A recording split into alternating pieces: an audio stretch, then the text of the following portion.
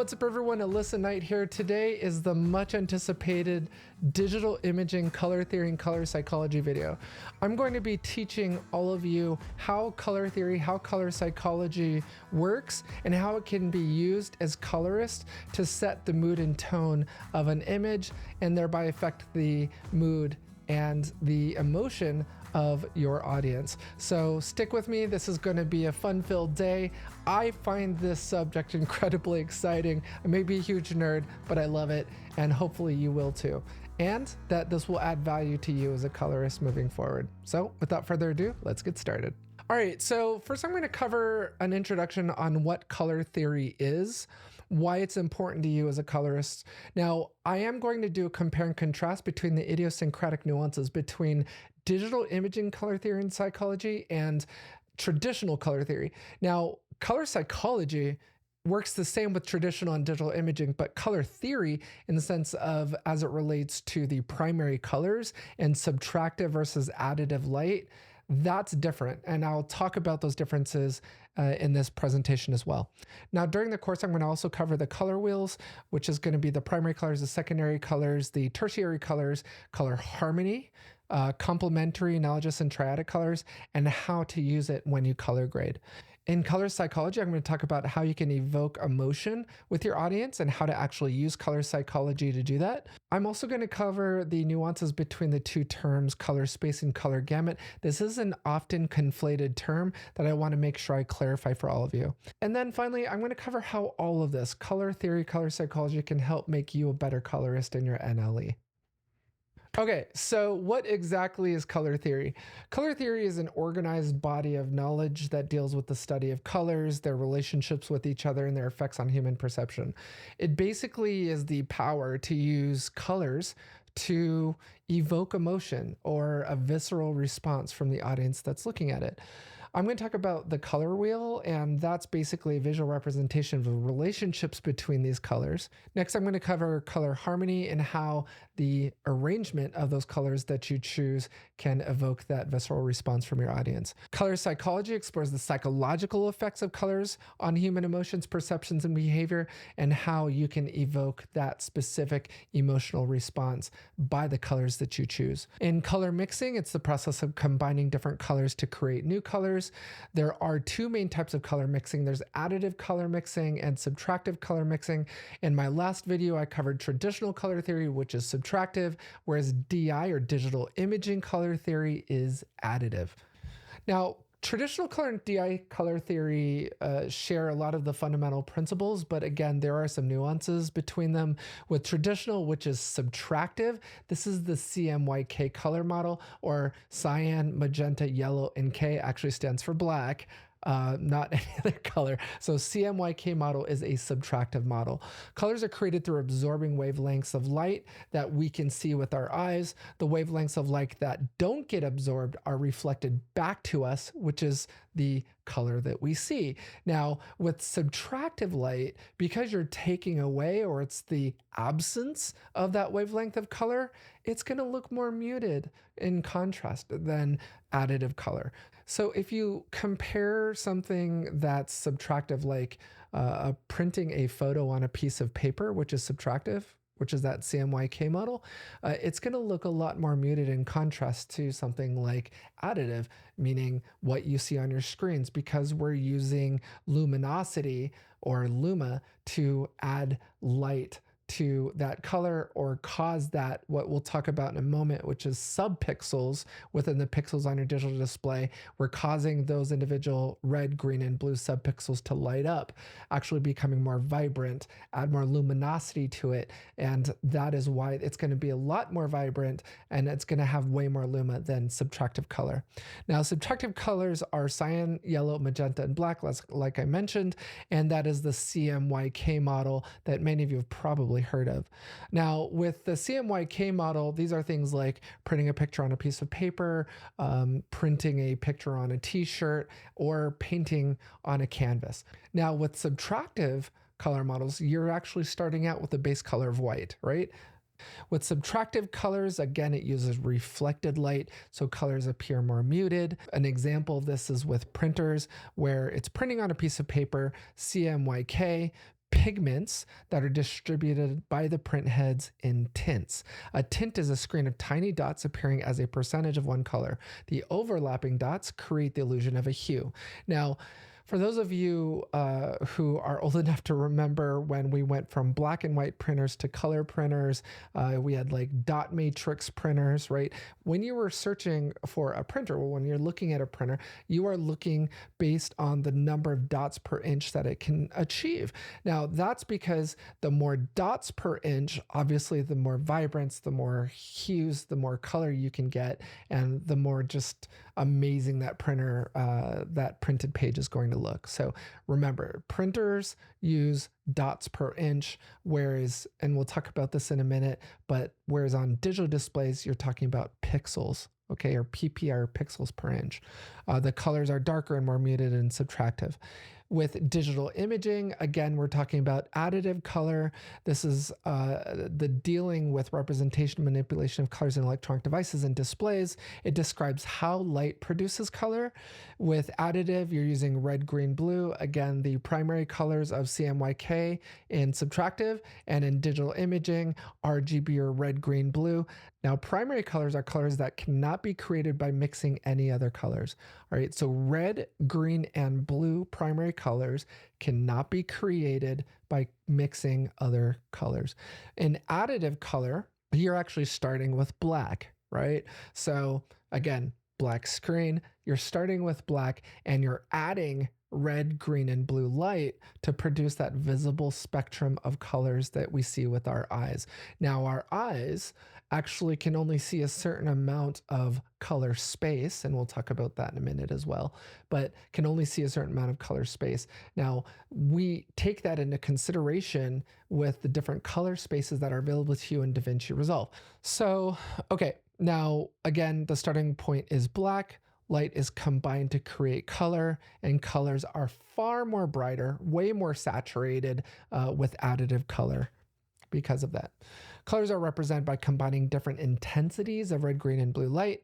When you adjust the red, green, and blue values in your color grading software, you're actually directly controlling the intensity of these subpixels for each pixel on your display. So if you have a Flanders Scientific or an XDR display like I have here, I'm actually adjusting the intensity of the light for that red, green, and blue subpixel. And these are all mathematical operations that the NLE or non-linear editor, NLE, nonlinear editor, is sending to your graphics card. And I made you a picture because pictures say 1,000 words. So I want to show you the illustration that best describes that. But each pixel on a digital display is actually composed of 3 subpixels. One for red, one for green, one for blue. The intensity of each subpixel can be adjusted independently by combining different amounts of red, green, and blue light. The display can create a vast array of colors. For example, if you want to make an image more red, we're actually increasing the intensity of the red subpixel in each pixel. This will cause the pixels to emit more red light, making the image appear more red. Now, by doing that, it's actually sending an electrical charge, causing them to glow. All right. So the greater the intensity of that electrical charge, the greater the luminosity, the greater the light that's emitted from that subpixel. This is all super cool stuff. I don't know. This is a huge nerd.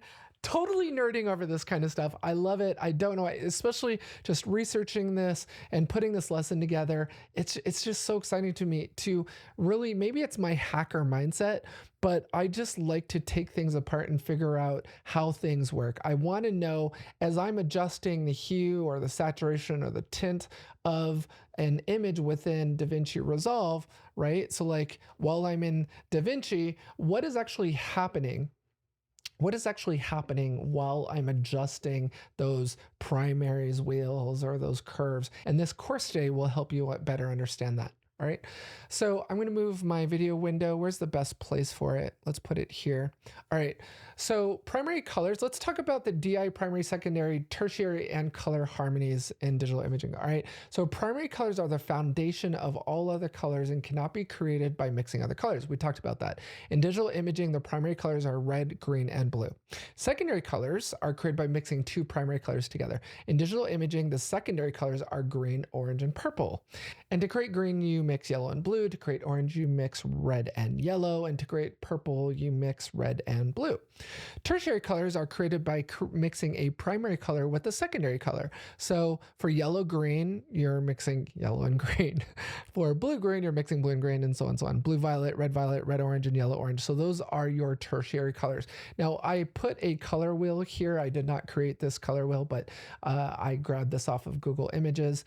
These are the tertiary, secondary, and primary wheels that we just discussed. All right.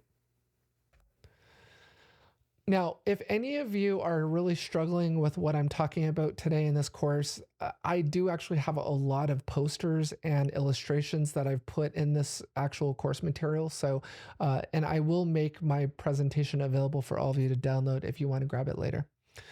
Color harmony is the pleasing arrangement of colors in a design.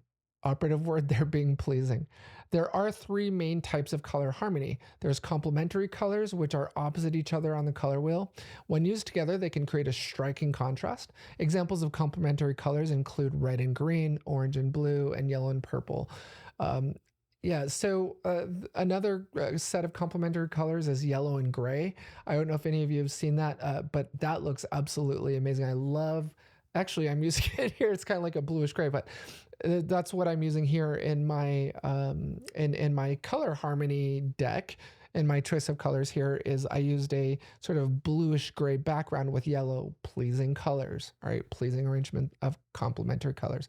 Analogous colors are next to each other on the color wheel. They can be used to create harmonious and cohesive design. Examples of analogous colors include yellow, which are yellow green, yellow orange, or orange yellow, orange, and red orange. All right, those are analogous. With triadic colors, they're evenly spaced around the color wheel. They can be used to create a vibrant dynamic design. Examples of triadic colors include red, yellow, and blue, orange, green, and purple, and red, orange, and green. So let's talk about applying color theory in your NLE. Now, NLE, again, nonlinear editor, that's like Adobe Premiere, DaVinci Resolve, NLE, uses a combination of mathematical operations. There's a lot of math in the back end that you don't know is happening while you're adjusting those wheels.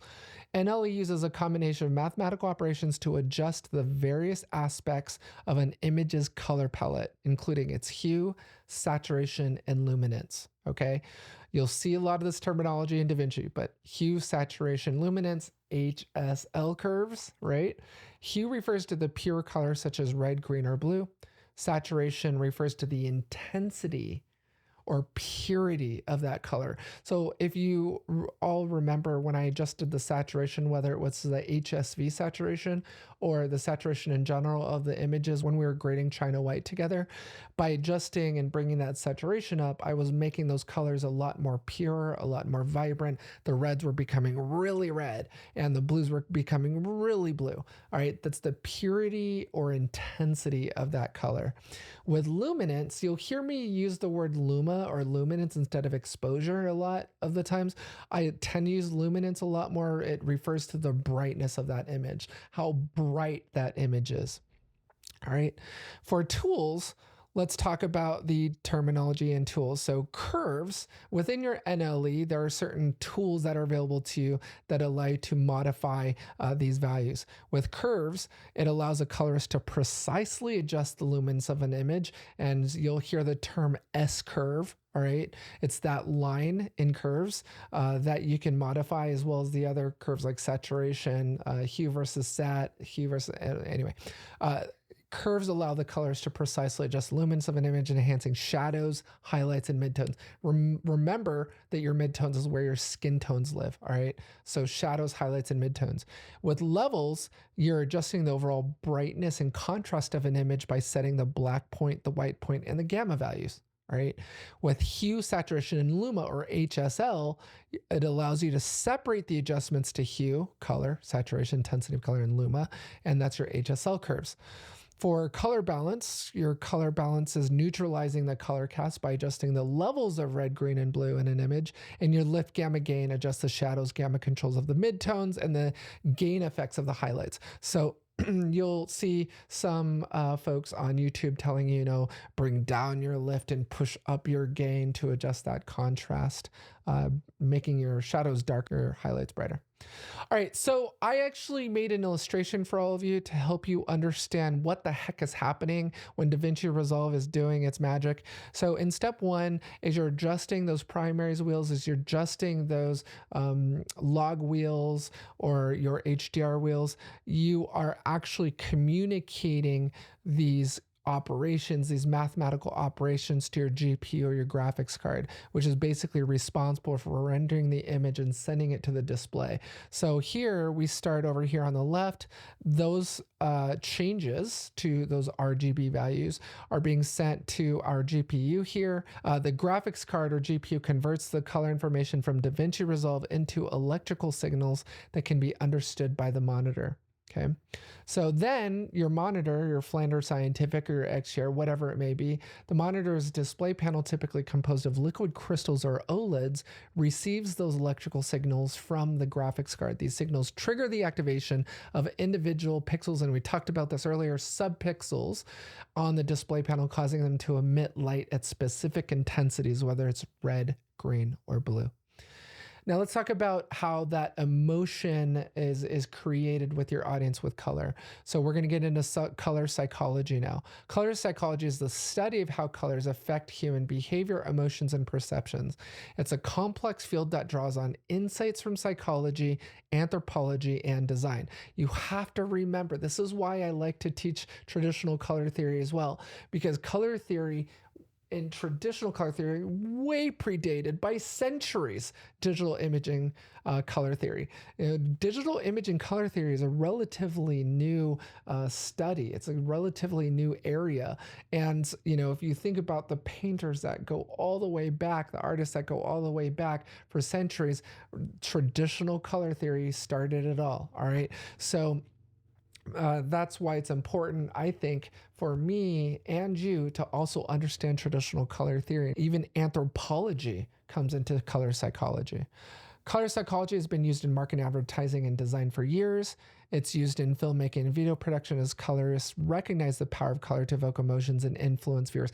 Did you know that the colors you choose can actually have a physical response from the bodies of your audience, actually causing things like blood pressure and other physical visceral responses by your audience? It's really interesting. We'll talk about today. There's a growing body of research that suggests that colors can have a significant physical impact.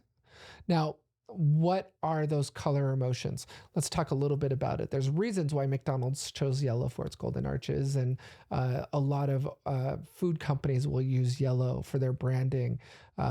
Green represents the emotions of growth, balance, or prosperity. You'll see a lot of earth conscious companies using green, as well as Starbucks, for example.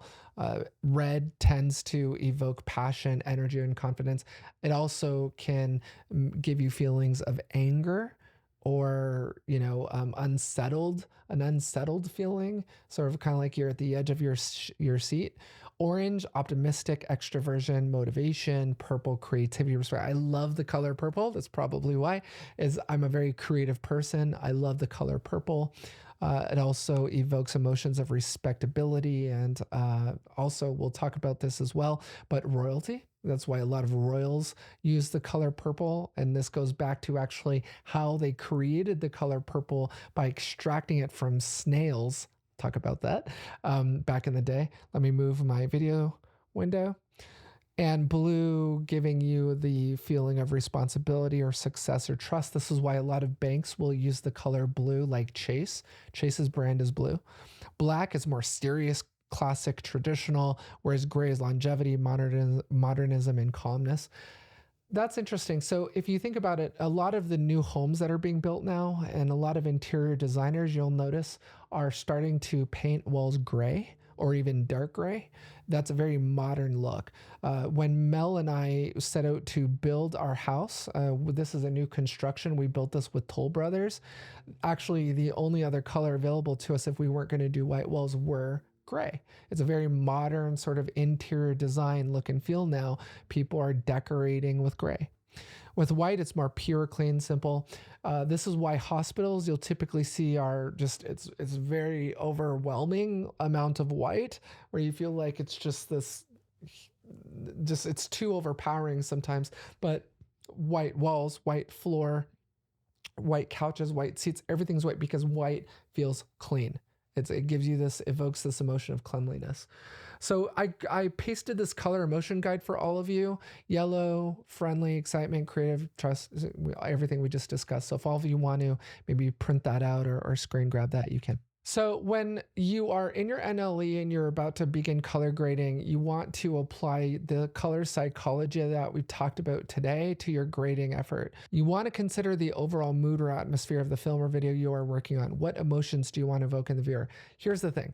I will fall on my own sword here and tell you that one of the biggest mistakes I made in setting out to color grade China White, and I want to say that we did this in Puppet Master, it was, went with the whole orange and teal look. And I didn't make it for any other reason but because I thought the orange and teal look was amazing. I love that combination, and it didn't really work for the series. So that's why we're going back together and we're recolor grading all these shows, not only for me to teach all of you, but also to have an opportunity before we re-release it as a mini series to get a proper grade in. And so that's what I would urge all of you to do is if there's one thing you take away from this lesson today in this course is that I want all of you to sit down and think before you begin color grading, create a mood board, think about what it is that you want to evoke as an emotion in your audience when they're watching it.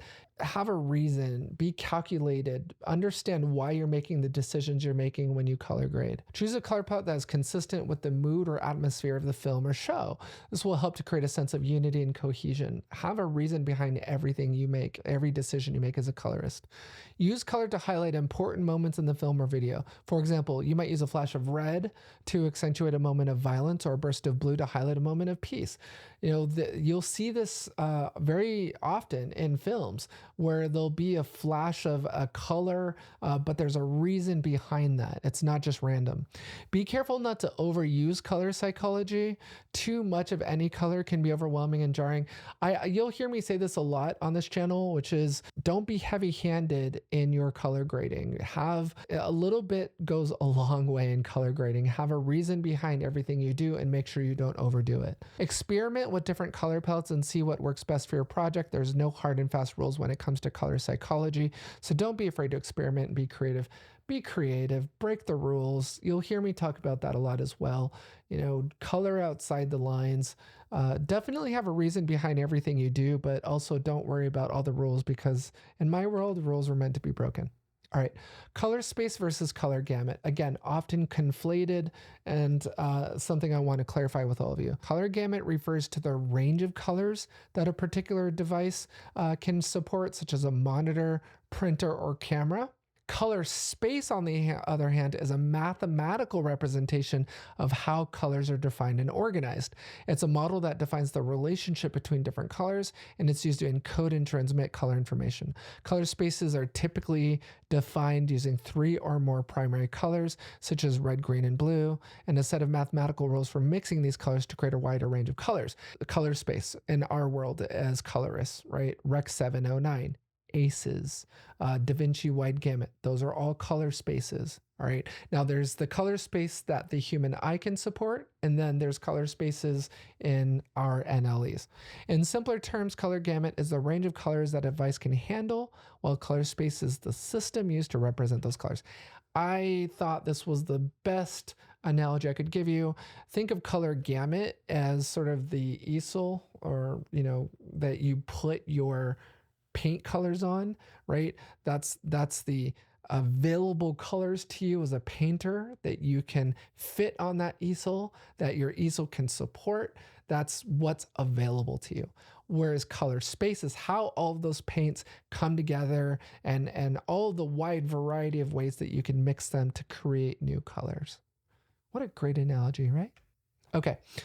So this is the color space versus color gamut outline of the different color spaces. Da Vinci wide gamut, Airy, ACEs, Rec 2020. So this oval shape thingamajiggy right here, yes, that's a technical term, is the available color that the human eye can see.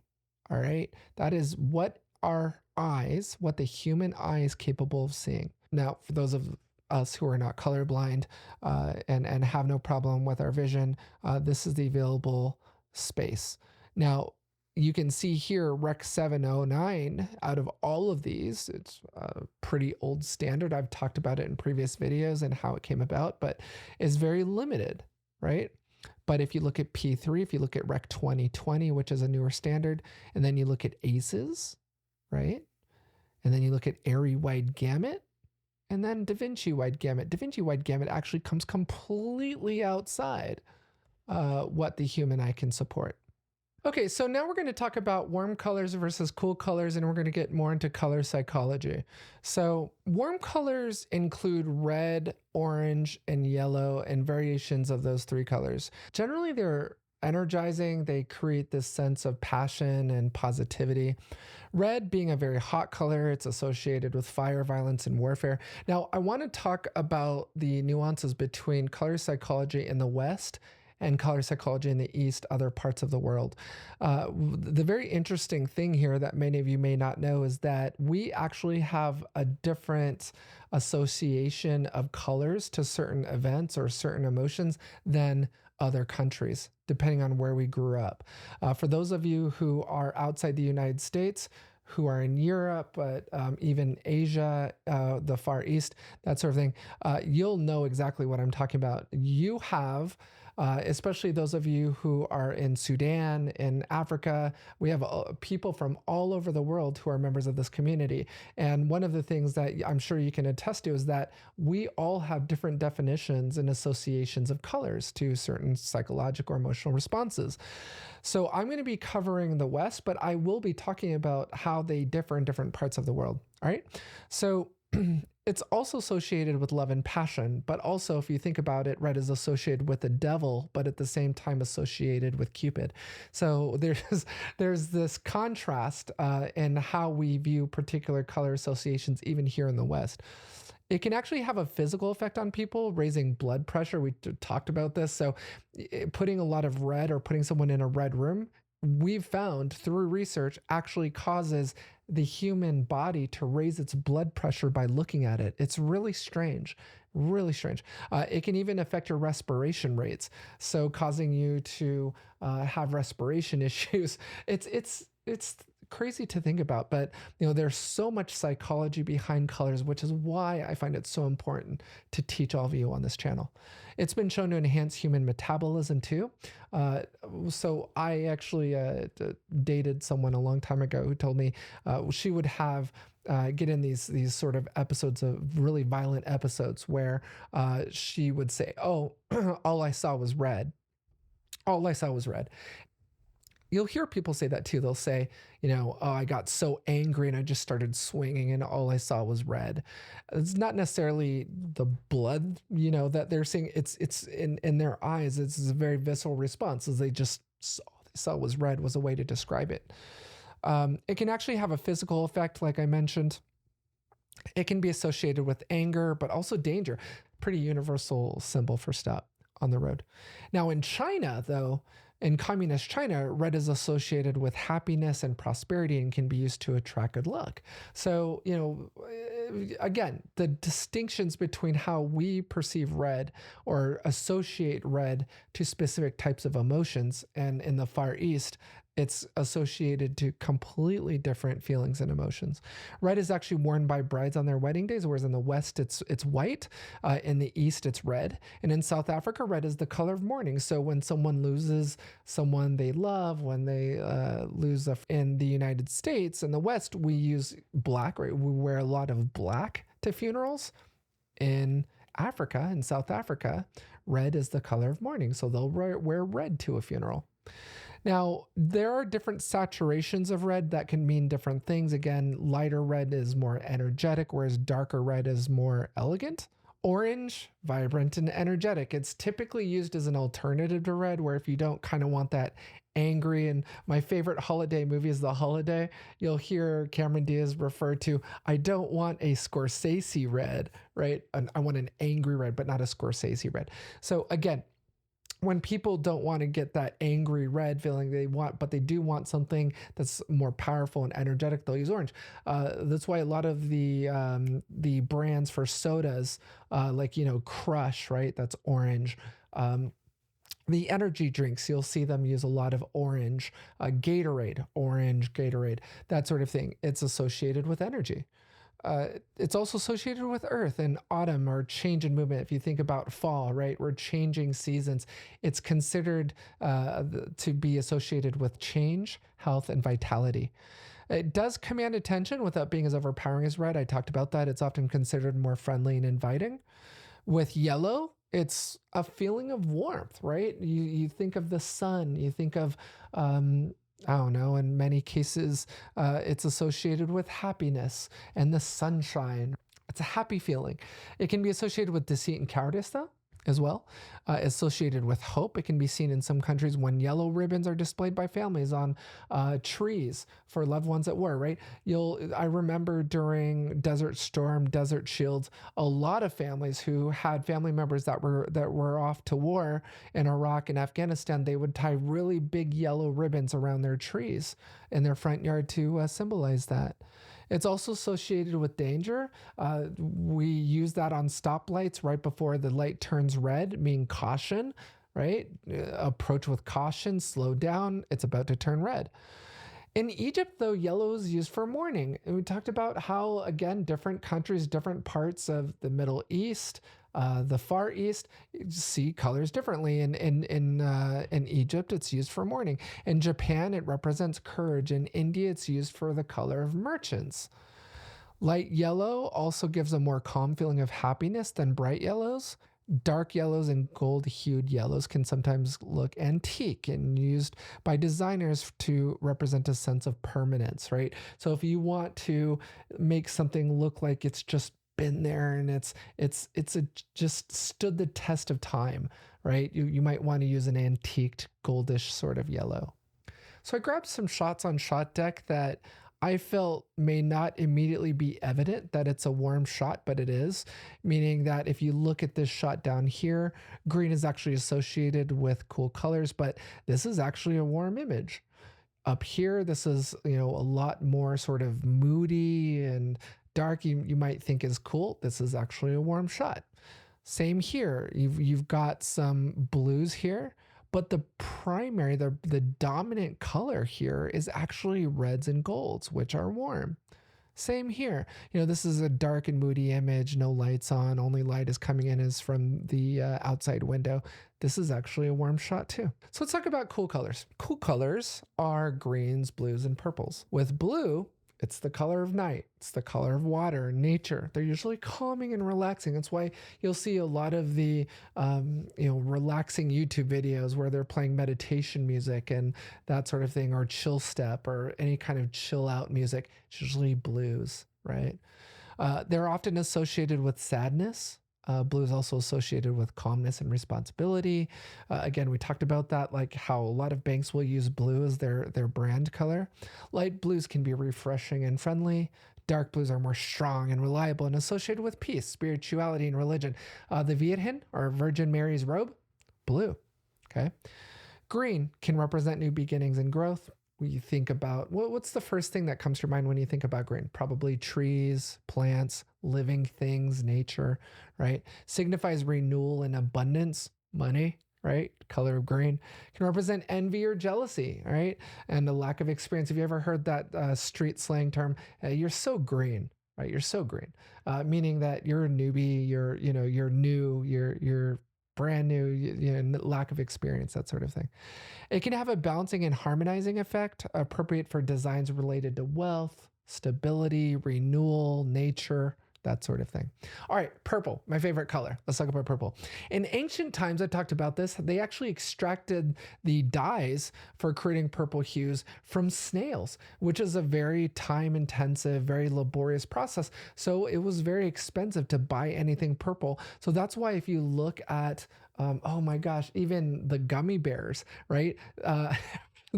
I just dated myself. Yes, I grew up on the cartoon gummy bears, not the candy, the cartoon. Anyway, the king in, I can't remember his name, the king in gummy bears, he would always wear a purple royal robe. It was always wearing purple. It was always associated with royalty because it was so expensive to buy cloth or any sort of clothing that was dyed in purple. So only royals and the wealthy could afford it. In Thailand, purple is the color of mourning for widows. So in different parts of the country, again, ours is black. You know, we talked about how red is also the color of mourning. But in Thailand, purple is the color of mourning for widows when their spouse dies. Dark purples are traditionally associated with wealth and royalty, while lighter purples like lavender are considered more romantic, that sort of thing. It can give a sense of wealth and luxury. Light purples are softer and associated with spring and romance. All right. I grabbed some shots off of Shot Deck that might not immediately feel cool or you might think is cool. For example, right here, you have a warm sunset happening over here in the background. Even though you might think that this is a warm image, it's not. It's actually a cool image. The dominant color here are your blues, greens, that sort of thing. Again, here, this is more cool. So greens, blues. This might feel a little bit warmer because of your sunset, so you'd think this might be a warm shot, but this is actually a cool shot. There's the dominant colors are blues. Same thing here, not warm at all. This is all cool. A lot of greens there. All right, let's talk about color schemes used in film. There are different types of color schemes. There's monochromatic, analogous, and complementary. Monochromatic consists of one color or hue wash that dominates the screen. When the screen is consistently filled with one hue, the film is usually dominated by one overwhelming feeling. I will give you examples of this, like the Grand Budapest Hotel. If any of you have seen that movie, the dominant color there was a lot of pink, right? Wes Anderson loves using monochromatic color schemes to place you in his world, like Moonrise Kingdom, for example, was filled in yellows, and the Grand Budapest Hotel filled with pinks. Analogous color schemes are use of a series of three colors that sit near each other on the color wheel. We talked about that. Complementary colors, they're usually made up of two colors, teal and orange, right? Teal and orange. Red and green, blue and orange, that sort of thing. Contrasting is they basically create a sense of drama and conflict because of that contrast between the two colors, right? Triadic colors use the three colors that are evenly spread out on the color wheel. You might remember some of this from earlier definitions, but the most common example is the primary colors red, blue, and yellow. They're usually associated with Superman movies. It's not a very common color scheme in film, but again, it was very popular in the Superman movies, if any of you remember those. Discordant colors. Discordance is when the director or cinematographer uses a pop of color that sticks out and doesn't seem to fit with color scheme. I don't know if any of you saw Schindler's List, but there was that famous red coat scene. It just popped out of everything in Schindler's List. So that's an example of discordant colors. Associative colors refers to specific characters or ideas. Some directors like to choose specific colors to represent individual characters and contrast them with other characters. I don't know if any of you saw the Harry Potter series. We're a big Harry Potter family here. Professor Uxbridge, I can't remember which Harry Potter that was, but she always wore pink, and when she went into her office, the entire office was pink. It looked like literally that a pink crayon exploded in that room. It was insane, but that's an example of associative color. Transitional directors may want to change their color scheme over the course of the film. Transitional color schemes show a character arc or an emotional arc in terms of the story. So Breaking Bad did this, where if you were watching Breaking Bad, you can see that the colorist actually changed the color scheme from scene to scene, and it would actually evolve over time within Breaking Bad. I can't think of too many films or TV series where they did that other than Breaking Bad, but that's a great example of it. All right, additive versus subtractive. These are your posters. I just wanted to provide this to all of you in case you wanted to print it and hang it above your desk. But these are some great posters I found on different color theories, color psychology layouts, and what you can achieve with different color harmony layouts and color schemes. So just in summary, before you sit down to color grade, I want all of you to close your eyes, imagine what look and feel your show or film has. really sit down and make a conscious effort, a conscious decision to choose the color scheme that you're going to use and why you're choosing it. Create a mood board for your film. This is a mood board that I got off of CineD. Grab photos, grab different color schemes and put them into a mood board. I like to use Milanote. For those of you who are interested in what app I use, I'll use Milanote to create my mood boards. It's a great app for creating mood boards. Collect evocative images that create the emotional response you desire from your audience. Have a reason why you are using that color scheme. What emotional response do you want to evoke in your audience when they're watching it? And that's it, everyone. Scan that QR code. I promise you it's not a malicious QR code. Thank you for sitting through this video. I know it was long, but hopefully it was worth it. I just really feel it's important for all of you to have a good sense of why you're choosing the colors you're choosing to color grade, and making sure that those decisions are in alignment with the emotion that you want to evoke in your audience. Until next time, take care of yourselves and each other.